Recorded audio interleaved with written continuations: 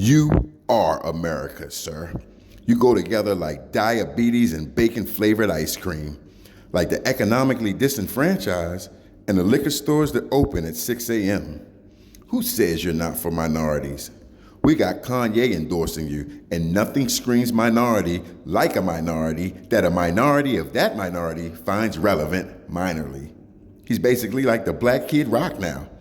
There's always Kodak Black, who I don't believe even can vote and who I'm sure doesn't understand about the Electoral College, but when he's coherent and clean, which I've heard he's been for the last 72 hours, he gets the youth going. Now, Hulk Hogan is good, but it's taken him 25 minutes to rip that shirt off, and it was just a regular Hanes. It wasn't even yellow. We propose that we get Johnny Claude Van Damme come on stage, do that testicle-busting, iconic split only he can do, hop up, spin kick a stack of ballots as they explode in the air. Surprise, Chuck Norris comes out and punches every last ballot card with just his finger in a Republican box before they even touch the ground. Double surprise, American Ninja's own Michael Dudikoff comes on stage, sweep kicks the ballots off the ground back into the air and in the crowd. The message will be clearer than a sheet of crystal meth. Trump is about action. I mean, we don't even need you to give a speech after that. You just walk off the stage to television's own, the General Lee from Dukes of Hazzard, in all its tangerine, doors don't open, windows not working glory.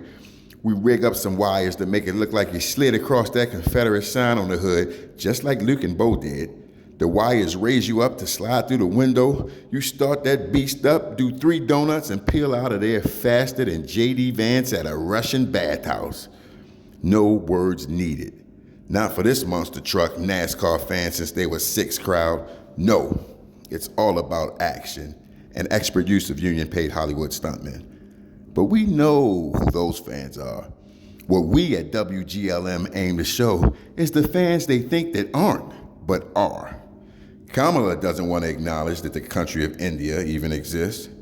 We're going to do a whole series of appearances and interviews that take place right in front of every Dunkin' Donuts and Subway from NYC to Virginia Beach. Trump knows you exist. Hell, we'll even hit a couple reservations while we're at it. Who would have seen that coming? You in front of a $5 foot-long ad with an Indian from India and an Indian we're not allowed to call Indian anymore. Genius. But the real second plane at the towers is weaponizing the coward vote. Now hear me out. These are your real superpower. It's not about the guy that'll drive 800 miles from Florida to DC with a Honda Odyssey just full of automatic weapons to storm the Capitol. It's about the anonymous, covertly proud, and unabashedly not brave who never talk about you at work or with friends and family because, let's face it, they're too scared to paint their face blue and walk downtown shirtless with a buff bison pelt hanging off their chest. But they're not too scared to support you away from the eyes and opinion of everyone else, and they are legion.